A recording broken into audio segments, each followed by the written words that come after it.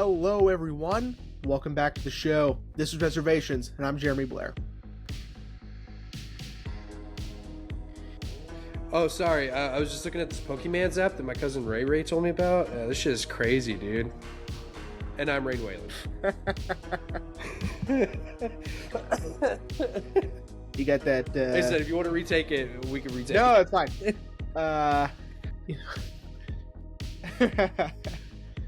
Yeah, dude, that's everybody knows it's Big Dick B. You know what I'm saying? Everyone knows that's Big Dick B. Amazing. He called Ekans. Oh yeah, that's floor shit. No, that's purple shit. He called Diglett. That's floor shit. He knew Pikachu, but I mean, like everyone knows Pikachu. Yeah, that's Pikachu right there. Pikachu right there. Dude, that has to be one of the most obscure Smosh bits, but it is my absolute favorite. Absolutely. It's like one Smosh, that I knew before I knew what Smosh was. Yeah. Like, Smosh is fantastic, and I think they've got a lot of great bits, but I think that skit, that's its peak comedy, dude. It's so good. And I quote it all the time, and I'm gonna be honest, I'm disappointed that no one knows what I'm talking about. Like, especially because, like, I'll just randomly do if someone's like, yeah, I thought it was this, or I thought it was that, I'd be like, man, everyone knows that's Big Dick B. And they're like, what? Like, okay, cool. Let's go fuck myself, I guess. Or, I have to re-explain the joke, and I'm like, okay, you know Smosh? Okay, you know Pokemon? All right, cool. So, Jesus. They did this thing. Yeah. So, everyone, here's a little inside baseball. I had that bit. I thought about that bit over the weekend, and I was like, wouldn't it be really fucking funny? Because, you have your fake name thing. I was like, not saying that I want to do a bit every episode. I was like, but wouldn't it be funny if, like, I would just, like, had a random bit. And I tell Ashley, I'm like, I think when we record next, I'm going to do this thing where I'm going to act like I'm not paying attention because I'm on Pokemon Go. And Ashley was like, why? I'm like, I don't know. I think it'll be funny. Is that still a thing, Pokemon Go? Yeah. Okay. I mean, they still make updates to it, and they're doing like a whole big thing for the I didn't know that. 30th anniversary of Pokemon. I'm more into the Pokemon TCG app, where you can actually rip digital packs of cards. Right. For people who can't afford to get physical cards now, which I should know, they're fucking impossible to get now. Yeah. So this way you can open up a digital pack and collect digital cards. Well, let's hold on. This brings up a good point before we get started with our show. Yeah. Because, like, I agree with you. Hobbies, things that make us happy, have become very expensive. So, for instance, I saw a video today talking about the new Neon release for No Other Choice, right? It looks great, right? It's it's like 4 disc. It comes with pens, like pins you put like on your clothes, like not at writing pen. But it's $70. Okay. Mm-hmm. And there's no standard edition. Like, there's no cheaper choice. It's either you get this for $70 or you don't get it at all. And it's like, I need a poor person option, because Shout Factory released like Hard Boiled, The Killer, like all these old Hong Kong action films, and they're fucking $50 a piece. I know. I think I've told you, man, I want that Arrow 4K of the TMNT trilogy. Yeah. I want it so fucking bad, but it's $75. It's $75. I'm like, it's insane, right? And it's like the only like special edition boutique label I can afford really is Criterion, and that's like pushing it, because like Killers of the Flower Moon right now is like $35. Like, that's a lot of money for a movie, man. You know what I mean? Like, I just gotta wait for those sales. Thank God they have sales. Dude, yeah. Shout out. We say it every season. Shout out to Criterion.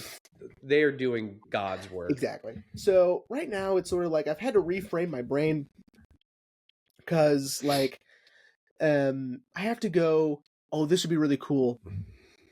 Like, do I really need it? You know? And it's like, no. You know?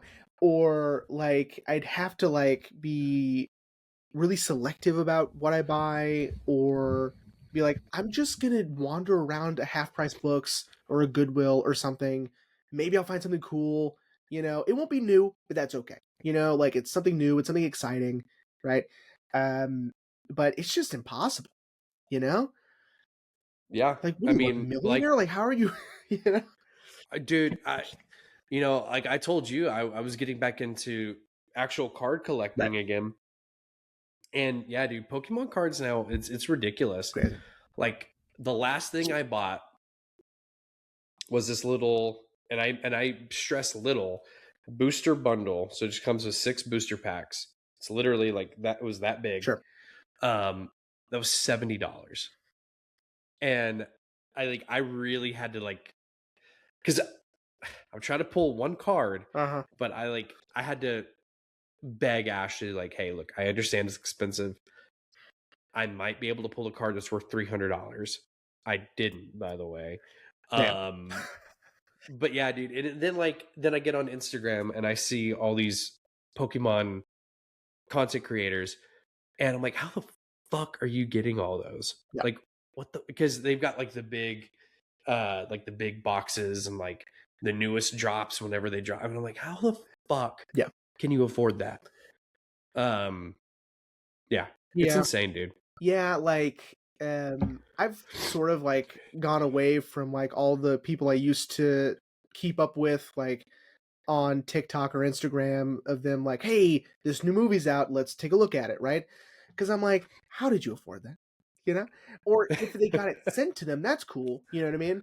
But it's like Yeah. I'm not ever going to reach that level. So it's like I just can't. You know what I mean? Like if I'm Yeah, interested in it or whatever, like I'm very interested in Killers of the Flower Moon coming out, and dude. Network came Yeah. out on Criterion here recently. And so Mm-hmm. like those I'm interested in, right?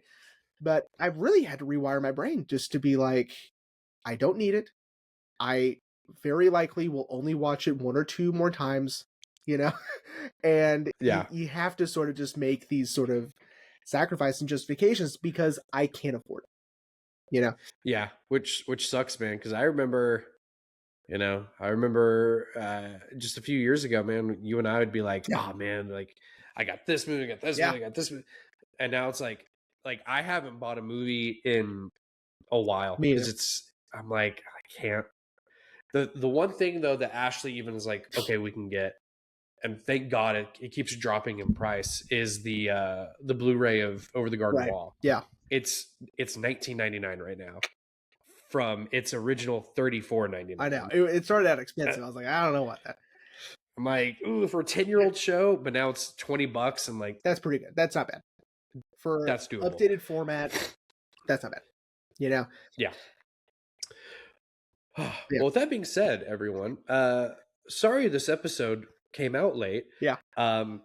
If you haven't been already tell, because I've already coughed, not only did I get sick, but you got sick. I did. From Sinners to this episode. I don't know what it is. I'm still kind of stopped up, so if I sound weird, that's why. I think just the change in the weather, man, Sure. really Yeah. did it. I mean, it's that time of year where it's like it doesn't know whether it wants to be cold or hot, and so it's both. Yeah. You know? Yeah. Both at the same time, Yeah. but also not at the same time. Like this morning was freezing. I know, dude. When I left. I woke up and my phone it said 34, and I was like, what? Yeah. This morning was freezing, and then I left after work, I left the thing I was doing, and I was like, oh, it's super hot now. You know? Yeah. Yeah. It's awful. It's the weird thing where like Texas, our spring is a combination of winter and summer. Yeah, that's right. Yeah. But But yeah, instead of well, then we almost had to delay it one more time, Yeah. because relative to this recording, you and Haley are out of town. Yeah. So everyone, we decided to do this on a different day, but this episode will be out Yeah. I mean, on its like, normal that's time. But yeah, sorry we had to make you wait a week. Yeah, there's no way we could record on Monday. Yeah, as we were talking about off mic, dude, like I would have died. yeah. With the state I was in on Monday. But with that being said, everyone, if you tuned in last week, which some of you did, I mean, it compared to the Bruce Lee That's episodes, crazy. it did pretty good. Yeah. Number 5, that's not bad. This week we are discussing the and I forgot to add this in because now after rewatching it, I forgot that the movie is technically. But this week we are discussing the neo-noir comedy live action cartoon hybrid of Who Framed Roger Rabbit. Like I also mentioned last week, dude, I feel like we brought this episode up. Oh, not this episode, this film up so many times throughout the show. And I don't know why we never talked about it. I don't know.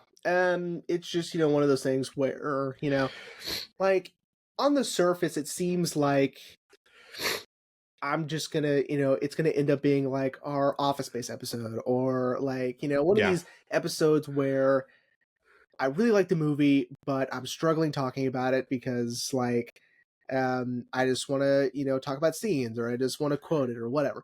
But I don't think that's going to be the case this time, because there's I a agree. lot to talk about, right? Yeah.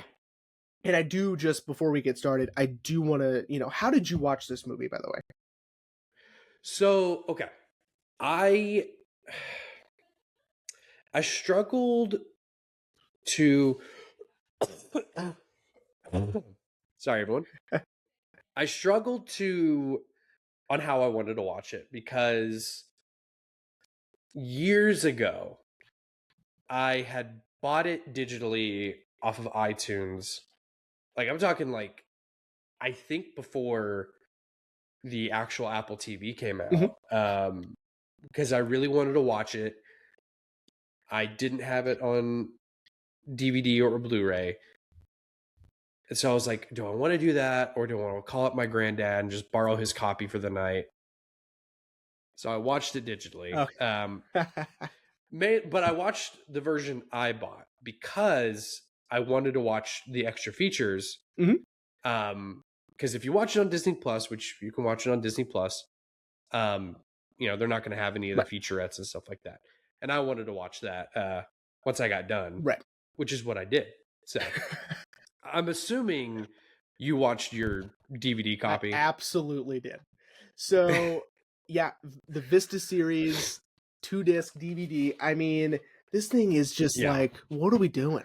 Like, this is so, I mean, this thing is so cool, dude. You know It what I mean? really is, man. Like, it And the even fucking comes with discs like are signed photos, headshots. Yeah, headshots, dude. I mean, this is the kind of stuff that like, this was like $8, like, I know, dude. And that's insane that you found that for so cheap. I know, and it has all the inserts, it's got the booklet or whatever, like, super stoked that I gotta watch it this way. But it was also fun to watch it on DVD just because, like, I don't know, it was fun to watch it on like a little bit lower quality, Yeah. I just found that, fun, I guess. This movie is miraculous. It is. Yeah. It's almost a miracle. Yeah, I would agree with that too. And it's also sort of bittersweet because, like, I wish Zemeckis went back to this level of passion and detail. Because to pull this movie off is, I mean, this has to be your entire life for a while, Yeah. And it's not, it's so meticulous. has to be so well choreographed, and it's in, the actors have to sell it, Mm-hmm. and it's amazing. Like, they nailed it. I don't know how they did it, you know? I fully agree, man. Like, obviously this isn't the first example of live action cartoon hybrid. No. But I think it's the only example of it being pulled off to this level. And I think, and we'll get into it, I think the story attributes to why it works so well. And it sells the overall effect even more. It is the story. And so with that being said, brief synopsis, everyone. Yeah. So Who Framed Roger Rabbit takes place in an alternate, hang on, let me look up the year. It was 1947. Yes, yeah. Yep. An alternate 1947 in Hollywood where cartoons or toons not only exist in our real world, but their episodes are filmed like movies. They have sets that they work on, and they, have lines they have to read. It's not what we see looks hand drawn, but in context of the story, they're being filmed on a set. But our story of Who Framed Roger Rabbit actually follows washed up PI Eddie Valiant, played wonderfully by Bob Hoskins. Love that dude, who is hired by studio head R.K. Maroon to follow Roger Rabbit, his wife, Jessica Rabbit, because R.K. feels like Jessica is distracting Roger from his work as the kind of golden calf of the studio. And so he wants Eddie to take some scandalous photos. And like I said, this is a neo-noir. Eddie gets wrapped up in a plot of murder because, come to find out, Jessica is playing patty cake, literally patty cake, with R.K. Maroon's competitor, Marvin Acme. Next day, after Roger is shown the photos, Acme winds up dead. And now Roger comes to Eddie saying he's been framed, and now Eddie has to prove Roger's innocence while also trying to find this missing will of Marvin Acme, all the while trying to dodge oh my god, Doom. Yeah, but Doom. I just blanked his name, bro. Oh, I'm so sorry. You mean the actor's name?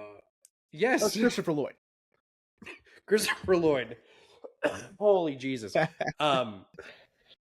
Judge Doom, played also awesomely by Christopher Lloyd, who has his band of weasels trying to track down Roger and Eddie, culminating in the reveal that Doom has been behind everything: the framing of Roger, the killing of Marvin Acme, to buy the land outside of Hollywood called Toontown, which is all inhabited by Toons, to destroy it and make a freeway, while being revealed that Doom is actually the Toon that killed Eddie Valiant's brother.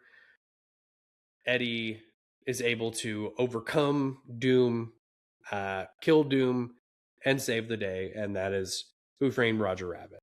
I yada yada over it a lot because you're right. There is so much to talk about with this movie. And again, going back to the story, and I think that's why it sells this effect, which is that cartoons exist in like they live and breathe in the world. And but something else I noticed, and I've told you about it, Jessica has a line that she says to Eddie at one point, which is, "I'm just drawn that way." So they know they're drawn. So they are like self-aware to a point. So it's like, did an artist actually come up with them, or are they born?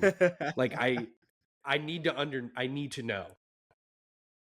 I think it's just a cool line. Also, it comes from the book.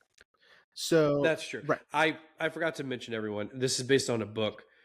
It's called the book is called Who Censored. Fingered Roger Rabbit. Who censored Censored Roger Roger Rabbit? Rabbit.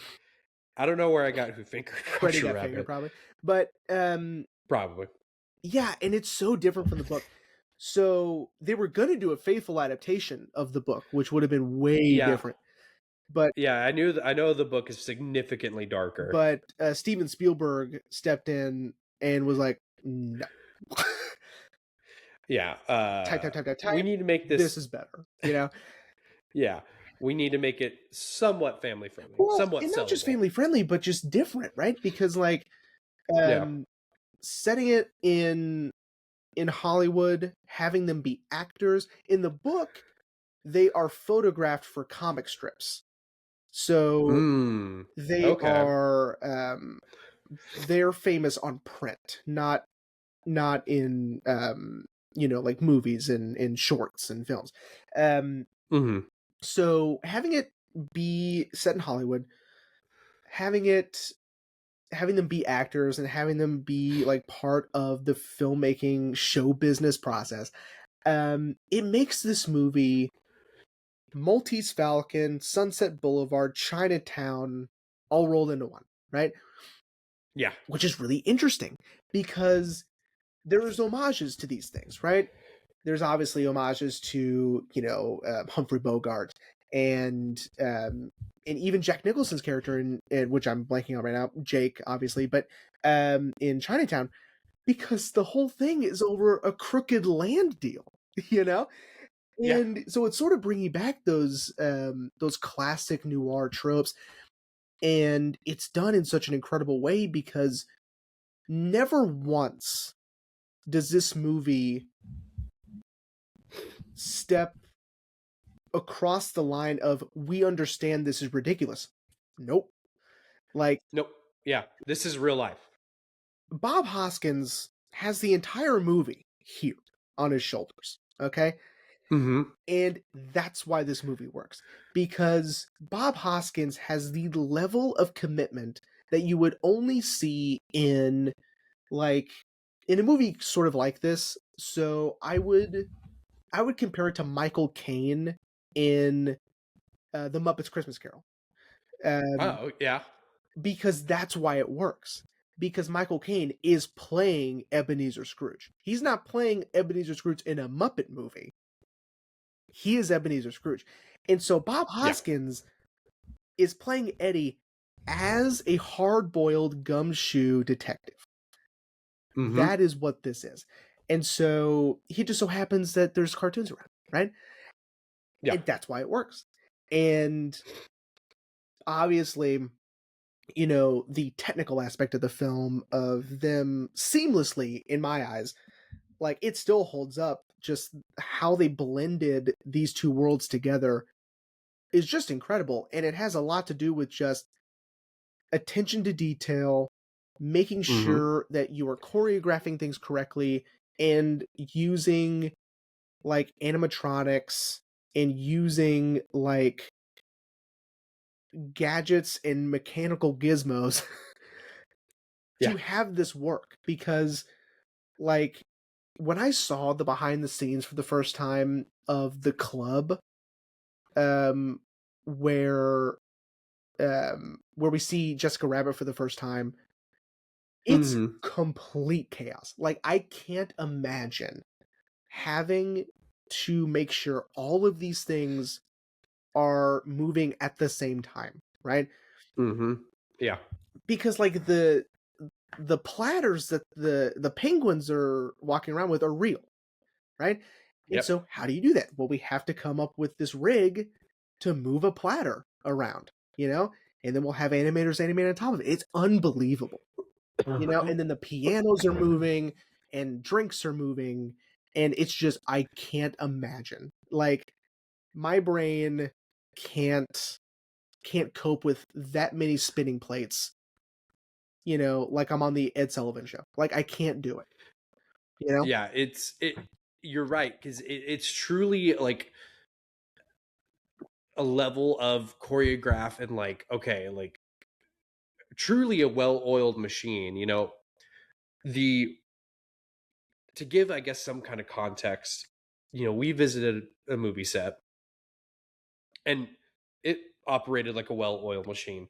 But I think on this level, they, to quote Spinal Tap, they had to crank it to 11. Yeah. And they had to make sure that, okay, this is going to be running. This is how we have to get this shot. Okay. And then we've got the octopus bartender over here. Yeah. He's got to have a drink in this hand and he's going to take the money. And then, having the keys on the piano, Right. Two separate Right. pianos moving and And also having them what I ready love. to move, like the tops of the pianos have to move, and like the chairs have to Mhm. move, like the benches and all that.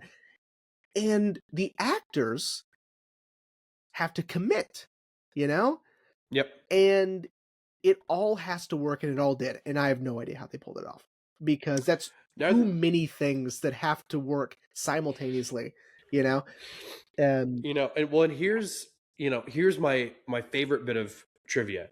So Benny the Cat was a go-kart that they designed for Bob to sit in, and then directly behind him was the driver. So that way, Right. because they're not going to actually have Bob drive this golf Right. cart down, Hollywood Boulevard. But they had it situated just so when they animated Benny, Bob would look like he's in the driver's Right. seat.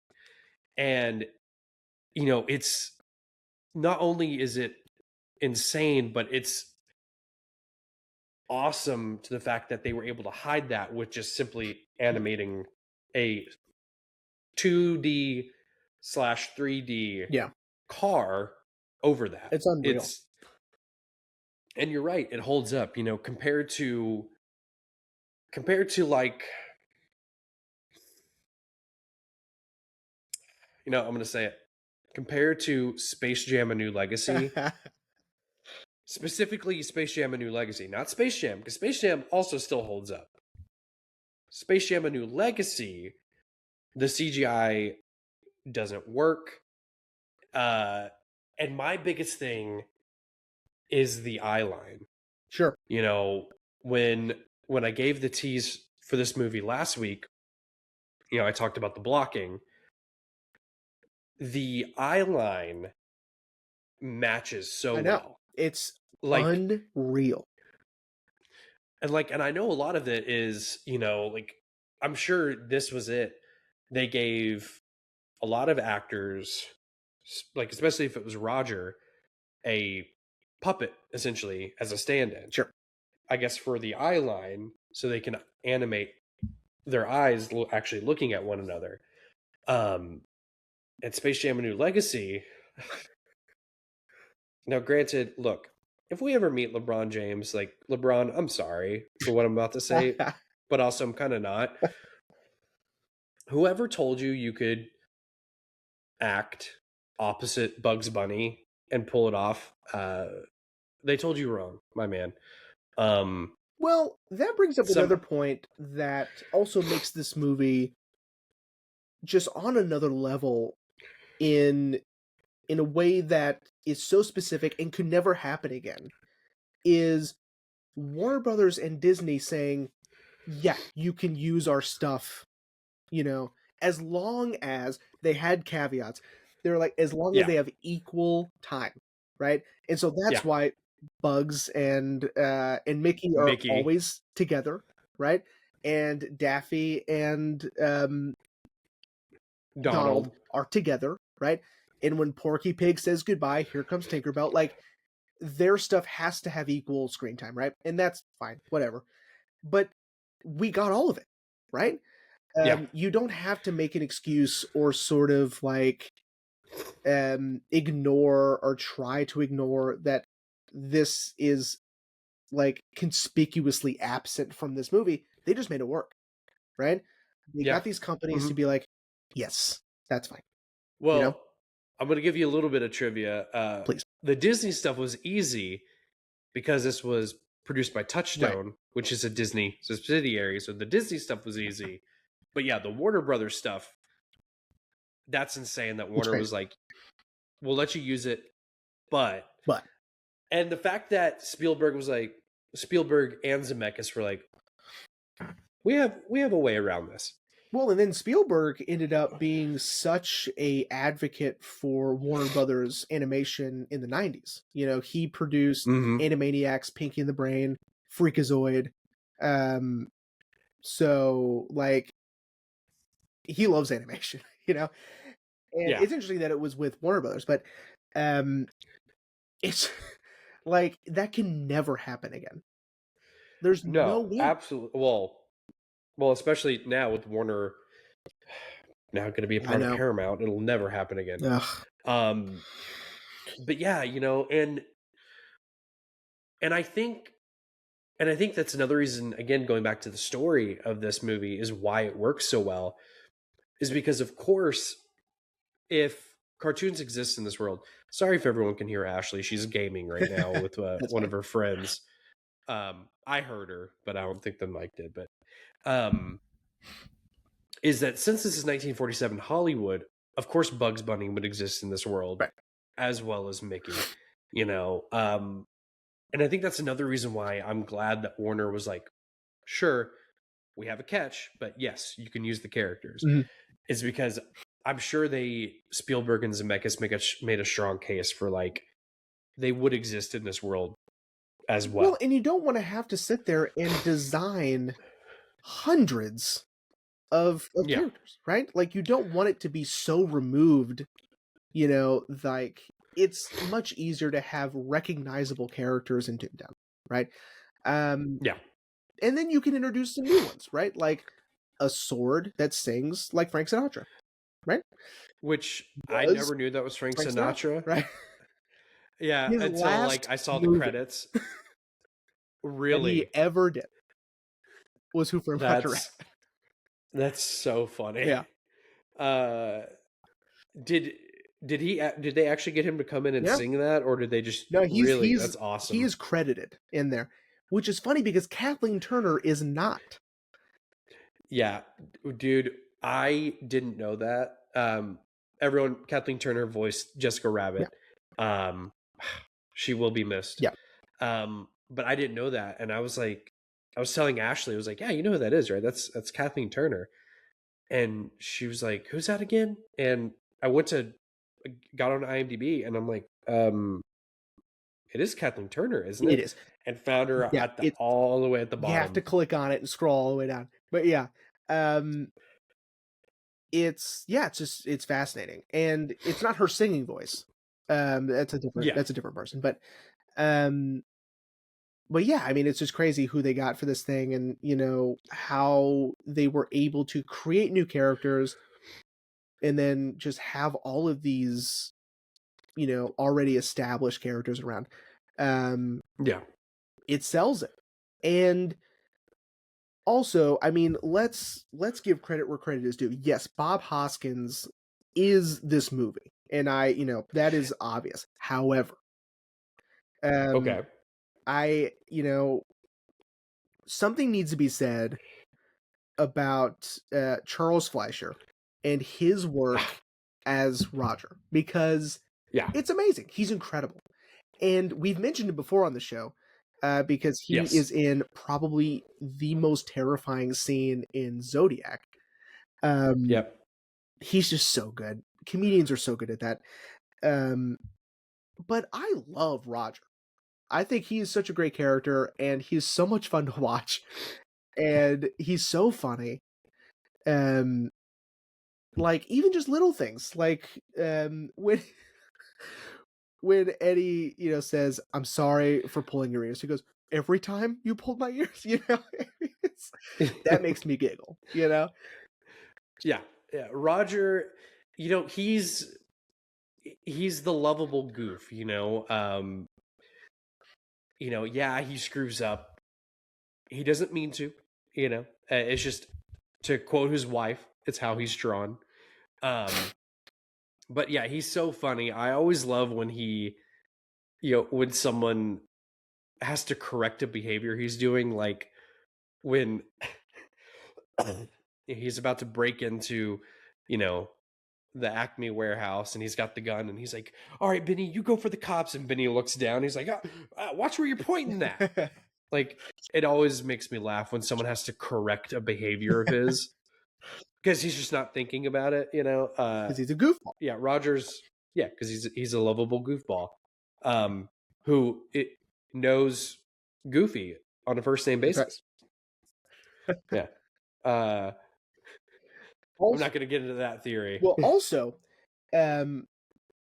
Bob Hoskins didn't know what Jessica Rabbit looked like. They hadn't drawn her Really? yet. Okay, so they had a couple of like vague sketches, but he was just like told, picture like a voluptuous, beautiful woman, and he said, "I got it." And when he saw the movie, he was like, "That was way more scandalous than I pictured." Like, you guys went way further than I ever would, you know. Bob Hoskins was probably just like, oh, trying to think of a female actor he would have known. I can't think of one. Like he had done like Mona Lisa by that time, and so like Yeah, you know, probably someone like that, right? And yeah. and then he saw it, And and he he's goes, like, whoa. you know. Which brings me to my point also, that I love that this movie sort of toes the line between family friendly and not family friendly. Yeah. This movie came out after PG-13 was a rating. So because Temple of Doom had already come out, Gremlins had already come out, and so PG-13 was a rating, and I feel like this toes the line between the two, just for, I mean, kind of just for Jessica Rabbit by herself, but also there's some language, there's some jokes, right? And honestly, I kind of like that they were sort of like, we'll just keep it PG and we'll just, you know, whatever. Because it's close, I think. Yeah. No, I agree, man. I remember the first time I watched this movie, you know, I know I was young. And I remember I probably asking my mom, like, what does that mean? And she was just like, and now that I'm older, I'm like, oh my God. I mean, of course I'm like, that's funny, Yeah. but I'm like, whoo, buddy. Especially with the patty cake joke. Yeah. Which I now think is the funniest fucking thing ever. Sure. But, you know, if you're watching this with a child and you're hearing slapping noises, Jessica's moaning, and Acme keeps going, patty cake, you know, you're probably thinking, oh no, oh God. And, you know, and it was but of course the reveal funny that they're actually playing patty cake, so good. But no, I agree. Yeah, it's like Spielberg was like, okay, the book gets too dark. We're not going to go that dark. We're going to get a little dark because I still want this to be a noir film, but let's make it a lighthearted dark. Yeah. In a way. Yeah. I mean, spoilers for the book, if you want them. He did it. Jesus. Oh, yeah. Yeah. Like, Roger. it's crazy. Like, yeah. He did it. And so, like, and there's like a whole other like mythology in that book. Like, Toons can create doppelgangers of themselves. That only last a few hours for stunts. And then they sort of just dissolve into dust. But he created one with a lot of like, he just thought really hard about it and made a more sentient one that had his memories and that that could last for like 48 hours. And that was his alibi. I mean, what? Um, I mean, it's just not the same, and it's much Well, and I mean, it's much no, go ahead. more of a traditional noir, like, it's a lot of Eddie going around and interviewing people and piecing together a puzzle just with dialogue, so there's not a lot of action pieces and action set pieces, um, which I think is kinda cool, but, I mean, the story is just not the same, and, like, Jessica Rabbit Yeah, is cheating on Roger, and, like, they were divorced, and, um she doesn't like him, and I'm like, "That's lame," you know? Like, I don't like that at yeah, all. Yeah. yeah. It's definitely, it kind of reminds me of our. I'm thinking of ending things where, yes, the book has its fans. I've never read the book. Knowing a lot of the things about the book, I kind of am like, I don't know if I ever want to read the book, Nah, it doesn't interest me but at all. I'm sure the book has its fans. Same with the movie. I would say the movie can exist on its own without you knowing the book. Sure. Agreed. Um, and with that being said, this is a great transition to actually talking about the noir aspect of the movie. You know, I've seen this movie so many times, and now having done the show for so long and having a now baseline knowledge of a noir, I now can see like, oh, this is a noir film. Yeah, Like, and it's a good noir film. agreed. Uh, which is crazy because you would think like, okay, noir film, a detective story with cartoons, how would that be good? And they nail it. And again, it goes back to Bob Hoskins Yeah, every time. And I love that they gave Eddie such a rich backstory of why he's so cynical, of why he doesn't really like tunes, um, because he and his brother, grew up being clowns because their father was a yeah, clown. They went to police academy, got their certification to be private eyes, but then as soon as his brother's killed by a tune, Eddie's like, nope, no more tunes, that's right. we're done. And and it's not only is it a noir story, but it is sort of Eddie once again finding that childlike part of him again, which is also another great aspect of the Yeah. movie. There's a You redemption know, story for Eddie where, it's not he doesn't need it. Like, he is yeah, fully justified in my eyes. I get it. It's like the movie also treats tunes as a type of cultural race as well. And so when they hmm go to that club, there are only human beings that are being served in that club. Like if you are a tune, you can't attend the club. You can only work there, which lends to um that allegory of, racial inequality, right? hmm Um and him, Eddie, being so hell bent on absolutely no tunes, he has a good reason, but it's like if you frame it in a sort of in a racial way, ugh, like yeah, it's dicey. yeah. So I'm glad he has this redemption, and like I like that he used to embrace tunes in Toontown. He has that old revolver with, oh my god, with the little cowboy bullets, amazing. Dude, and the fact they're called dum dums, amazing. So good. Yeah. By the way, amazing prop design because they have it animated in a few shots, but there's a couple where it is a physical prop that he's holding, hmm that's just made to look overly cartoonish, which I like. Um, Yeah.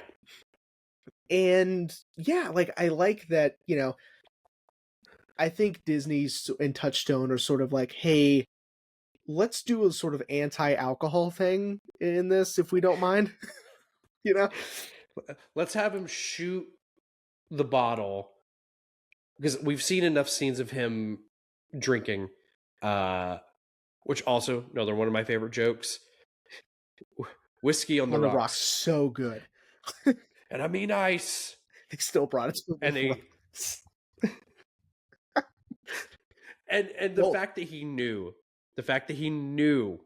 that if he doesn't clarify, right. they're gonna bring me Which rocks. would have been good enough. Like, the joke is good enough, because then you start thinking it's like, oh, because they're tunes, they're going to be silly, they're going to bring him rocks, right? Because it's literal. But they pay it off again. Like, it was a 1-2 punch with, like, they still gave him rocks. Movie's Yeah, phenomenal. dude. And that's another great thing about the movie is the comedy is so good. And it does sort of lend itself to the 1947 setting. The comedy's so good. Yeah. Man. It's so fucking funny. And I love the Weasels. Yeah. I mean, Smartass, the leader. That's his name, by the way. Amazing. His name is Smartass. Yeah, did you know they all have names? I didn't. Yeah, so the leader's Smartass. Amazing. Wheezy is the one who smokes all the time. Great. Psycho is the one in the straitjacket. The one in the green, I think his name is Chico. Cool. And then I don't remember what the dumb one's name is. That's funny. I did not know they had names. The leader being called Smartass, has always stuck with me. Sure, of course. But I love how he, kind of like the Goonies, he always missays things, and no one corrects him. Because again, his name is Smartass, Yeah. so it's so good, dude. Yeah, the comedy's so great. good. And to circle back to the noir aspect, okay? So you're absolutely right that it was taken so seriously, and it needed to, because like last week, if you're not interested in the story without the gimmick, or without the genre aspect of it, or without like the overall, like, the hook, if you're not interested in the base story, then it's not a good movie, right? That needs to be interesting, and that needs to be also taken care of in terms of, like, the attention to detail, and, like, the passion needs to be there too. And that's where this, I mean, it is a film noir. This is, like, it has all of it. You know, even the femme fatale with Jessica Rabbit, it's perfect, right? And it's not choosing to be silly. It is taken so seriously, and in avenues I wouldn't have expected. Like, his Doom's plan kind of makes sense in a way, and it's kind of boring. Like, it's a land deal. Yeah. That's boring, right? But it's fascinating because, like, it makes sense, and it's kind of silly because he's so obsessed with this freeway, you know? And he just loves the idea of a freeway, but it's a disruption for progress, or for gentrification, you could say, right? And so, like, it makes sense. And that's very much how Chinatown works. And it's so, because, like, Chinatown, like, hedges on, like, waterways and, like, land deals and all this stuff, which kind of is boring, but it's fascinating and it's compelling because of what people are doing to achieve this goal, right? And you know, with the added bonus of the will that he has to find, and sort of like misdirection with Jessica Rabbit might be cheating, and you know, now he has motive, and like, it's a real mystery. It's a real case that he is working, whether or not he's working with cartoons or not. And that's what makes this so good. Also, I looked it up because I was like, I need to know their Okay, names. good. I looked it up because I was like, I need to know their Okay, names. good. So the weasel's names: Smartass, Greasy, Psycho, Wheezy, Stupid. Stupid. Unbelievable. Yeah. Um. Yeah. No, you're right. I do, however, there is a deleted scene in the Mhm. movie that I wish had not been cut. Because it would have really showcased. I mean, the movie's already so technical Right. with the animation and the live action, but this I really would have feel like it would have put it above the top. I think they cut it for pacing reasons, which I guess I understand. But it's I don't know if you watch the special features on No, the I did second not have disc? time this No. time. Okay. So there's a deleted scene where the weasels kidnap Eddie. It's the scene before Jessica shows up at Eddie's apartment Okay.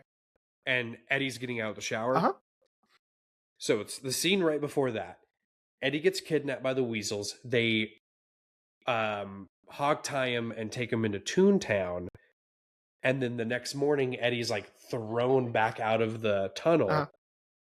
with a giant pig head painted on his head. And they built like a giant like wire frame to go over Bob Hoskins' head. Mhm. And then animated it, and it looks so good because they've completed the animation for Okay, it. cool. And like Eddie's like feeling it and he pulls on the ears, which hurt him because it's attached to his head. Unreal. And so why Eddie was taking a shower was because he was using turpentine to get it off.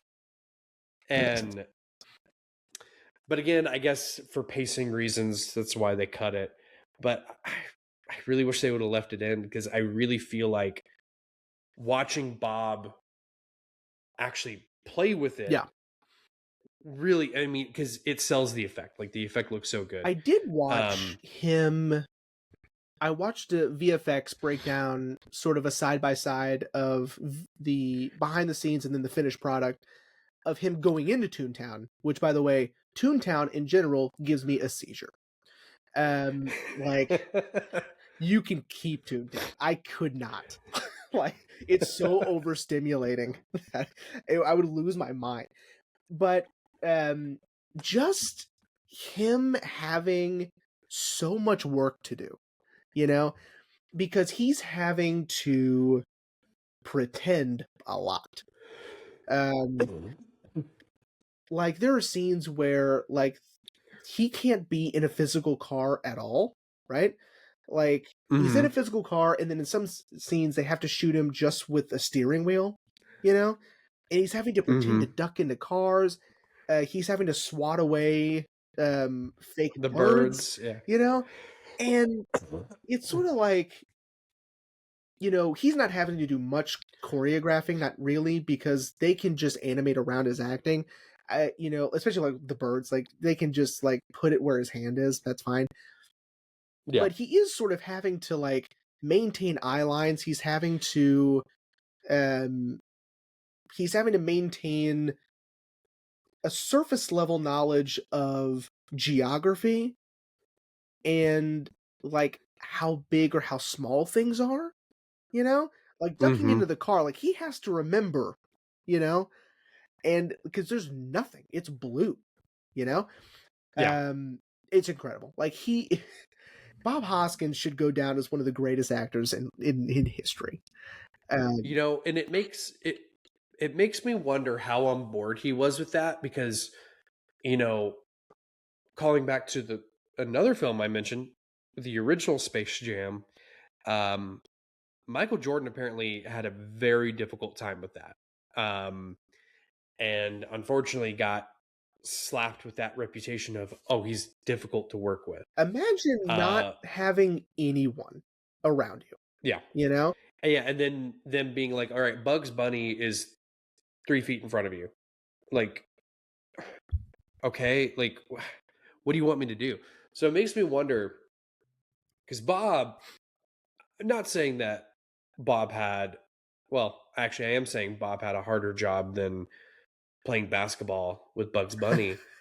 But it does make me wonder if at times he was like, Steven, what are we Well, doing? I think Like, he's sort of lucky because the majority of the film is cartoon characters in the real world, right? Not the opposite. yeah, that's So true. he's spending That's true. less time surrounded by In the blue just screen. cartoons, Yeah. right?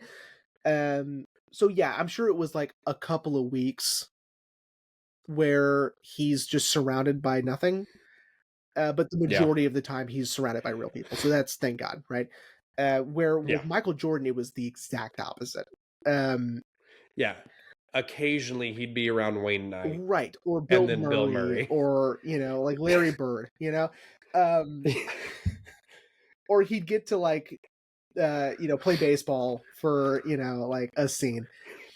I've seen, yeah. But Um, they mention it in The Last Dance. I don't know if you've seen it. It's incredible. Michael Jordan,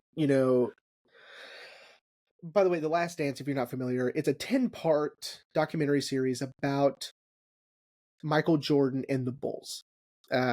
His entire career with the Bulls, right? Oh, it's so good. But they mention his time because he was still with the Bulls, but also shooting this movie. And after every day, he would rap and he would invite people to play basketball. So all of his friends from the really? NBA. So that means he was shooting all day long, and then he would play basketball for hours afterward. He's a maniac. Dude. And that's why man, that's why they thought that they could do a sequel with LeBron. No. The only joke in that movie that's good is Daffy being like, guys, I found Michael Jordan. And they were like, what?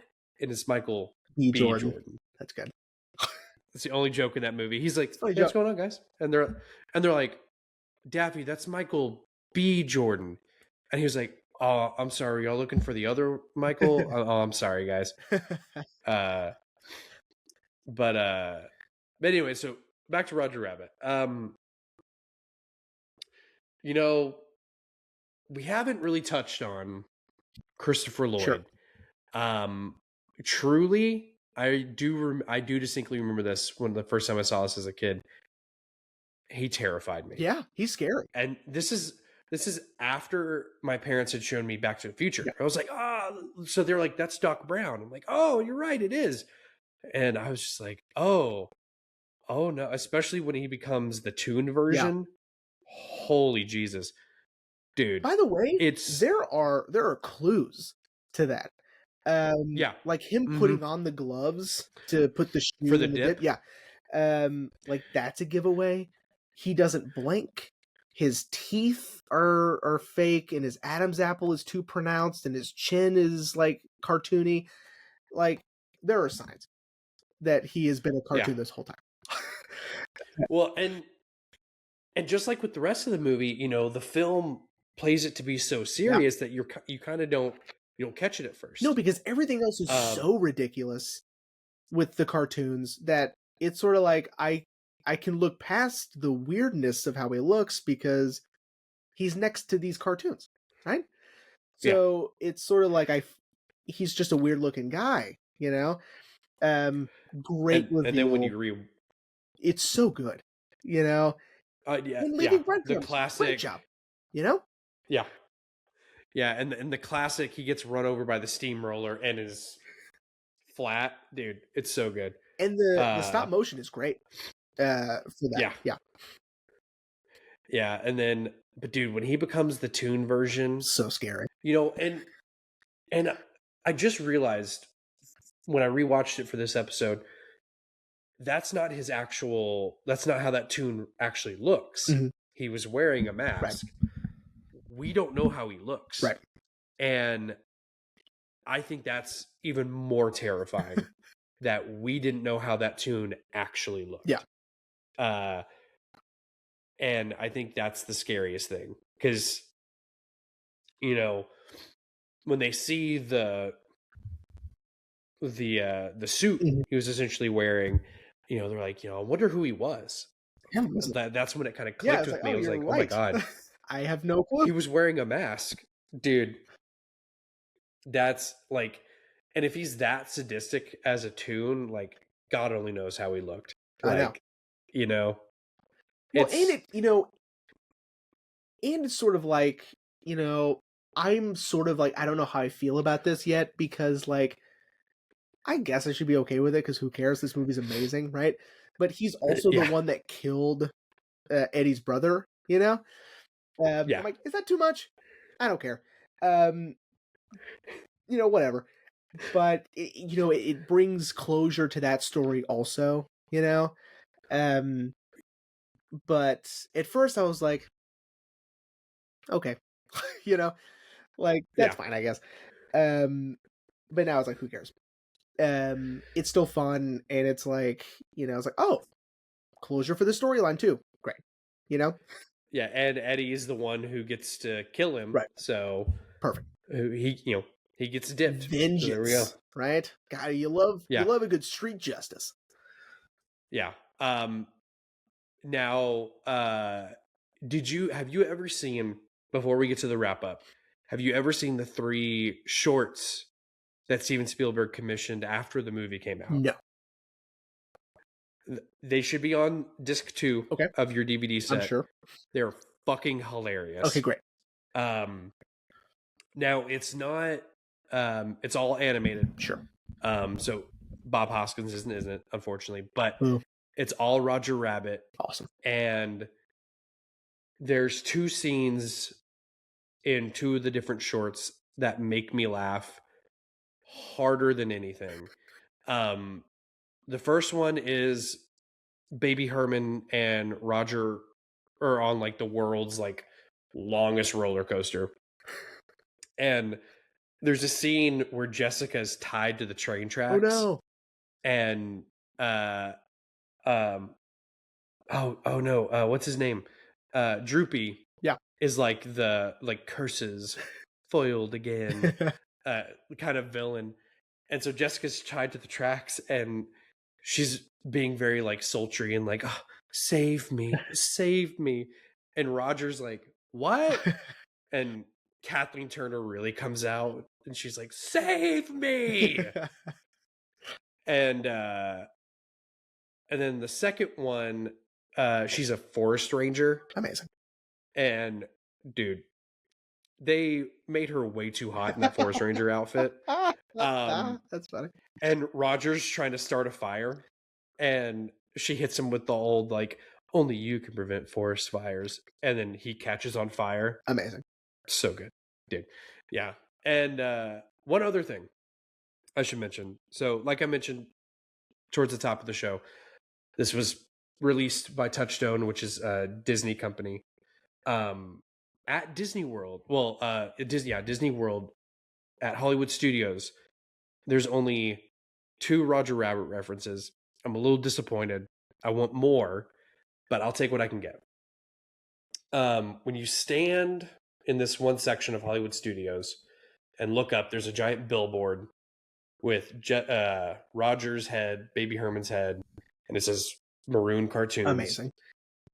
But then directly across the way, and you look up, there's a window with Roger's cutout, and it says Valiant and Valiant Private Detectives on the window. That's cool. I like that. Dude, it makes me smile every time. And I'm like, I wish they'd do more. Which, one last bit of Disney park trivia, and then we'll wrap up. Apparently, at Disneyland in California, the area that's called Mickey's Toontown was supposed to be Roger's Toontown. Oh, interesting.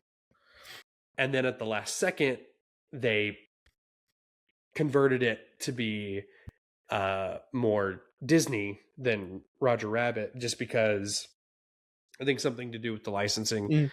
Because even though Gary Wolfe, the author of the book, Yeah. and I did have to look that up. I didn't just know it offhand. I think something in the agreement when they bought the rights for the book to adapt the movie. I don't think like he really authorized them to do anything with that, so I think that's why they had to change it. But originally, it was going to be a whole like Roger Rabbit Toontown land. That's cool. It's still called Toontown, Right. but it's called Mickey's Toontown. Not quite the But same, but that's okay. yeah. With that being said, buddy, are you ready to wrap up? Yes, I am. It Cool. was incredible. It's tremendous. It is a miracle. This movie is so good. It is, dude. It is. And you're right. I wish Zemeckis could find his passion for filmmaking once again. Yeah. Looking at his adaptation of Pinocchio and that Here movie. Ashley loved it. Okay. It was fine. Sure.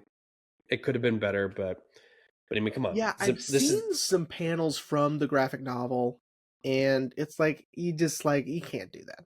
Like that's too cool because it's because of the different square. Like you can't, it would be too noisy if you did it in film. If you ever watch it, which I would recommend, maybe just to check it out. It's just his execution of it is what I was just like, come on. Yeah. Like you're a better filmmaker than this, Zemeckis. But what are you gonna do? But at least we can rewatch a great one with this one. But yeah. Well, man, that was episode 2 of our 12th season.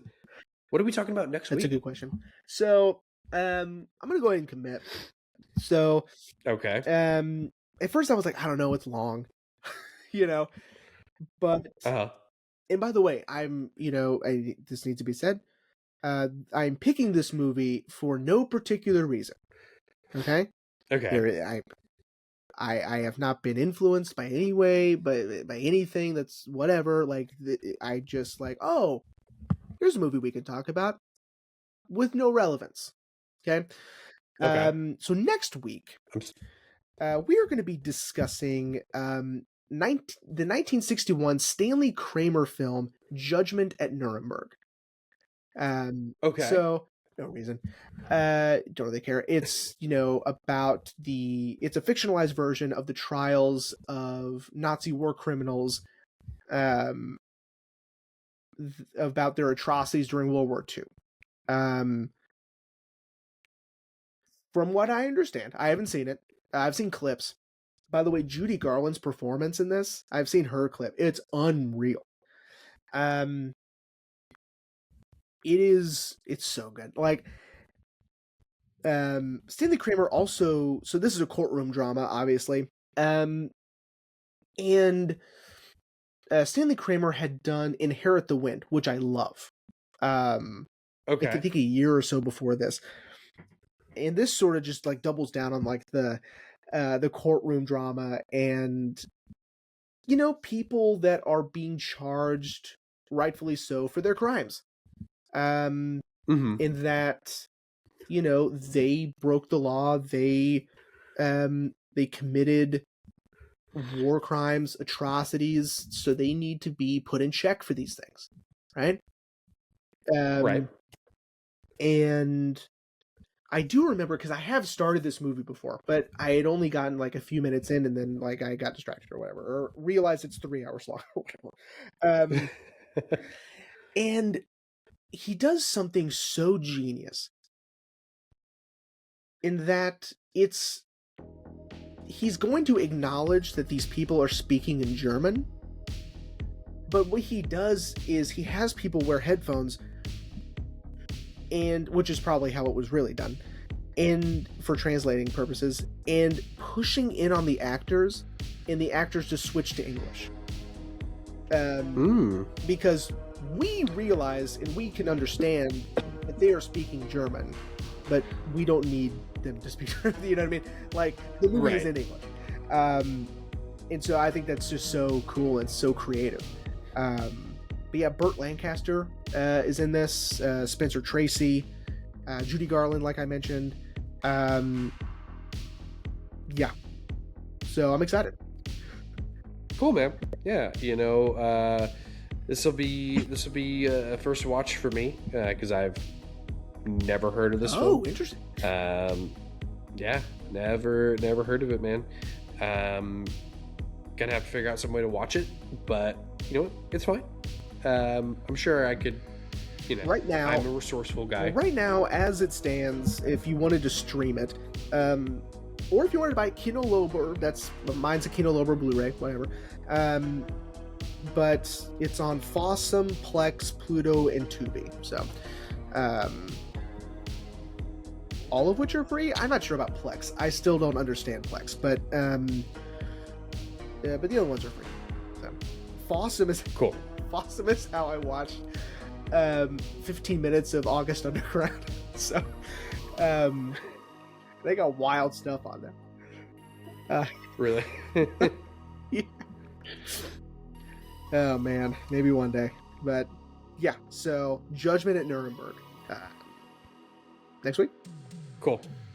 Alrighty. Awesome. Well, everyone, we hope you enjoyed this episode on Who Framed Roger Rabbit, and we'll see you next week for Judgment and Nuremberg.